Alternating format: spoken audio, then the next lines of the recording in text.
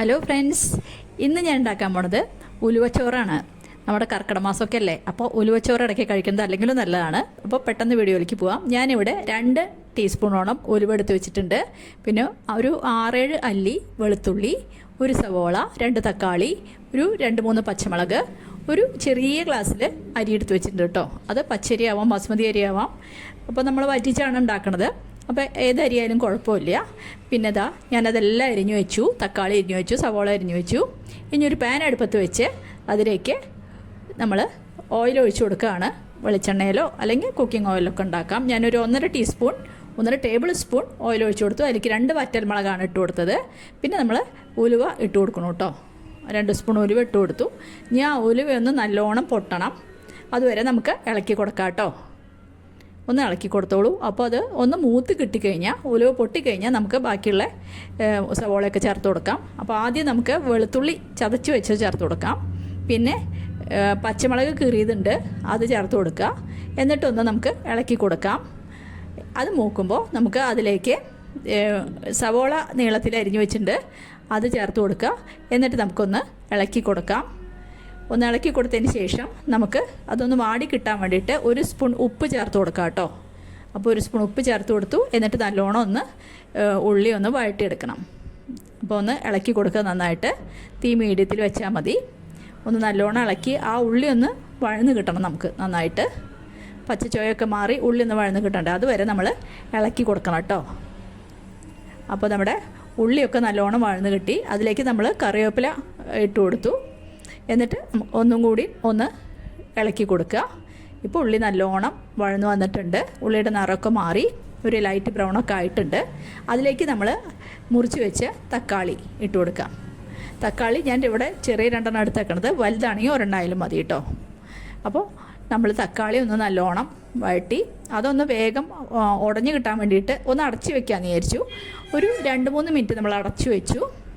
ഇനി നമുക്കൊന്ന് തുറന്ന് നോക്കാം. നമ്മുടെ തക്കാളി ഒന്ന് ഉടഞ്ഞു കിട്ടിയിട്ടുണ്ടാവും. അപ്പോൾ ഒന്ന് ഇളക്കി കൊടുക്കുക. എന്നിട്ട് നമ്മുടെ ചട്ടകം വെച്ചോ കൂടുതലോ കയ്യിലോ എന്തെങ്കിലും വെച്ചിട്ട് ഒന്ന് നല്ലോണം അങ്ങനെ ഉടച്ചു കൊടുക്കുക. അപ്പോൾ ആ തക്കാളി ഒന്ന് നന്നായിട്ടൊന്ന് ഉടഞ്ഞു കിട്ടും.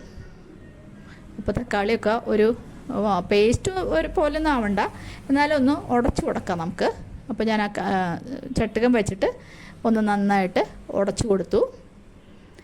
ഇപ്പം നമ്മുടെ തക്കാളി നല്ലോണം വെന്തുടഞ്ഞ് കിട്ടിയിട്ടുണ്ട്. ഇനി നമുക്ക് അതിലേക്ക് പൊടികൾ ഇട്ട് കൊടുക്കണം. ഞാനിവിടെ ഒരു 1/4 ടീസ്പൂണോളം മഞ്ഞൾപ്പൊടിയാണ് ചേർത്ത് കൊടുത്തത്.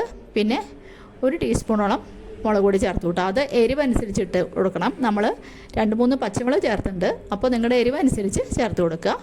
ഇതൊരു 2 പേർക്ക് കഴിക്കാനുള്ള ചോറുണ്ടായിരിക്കും.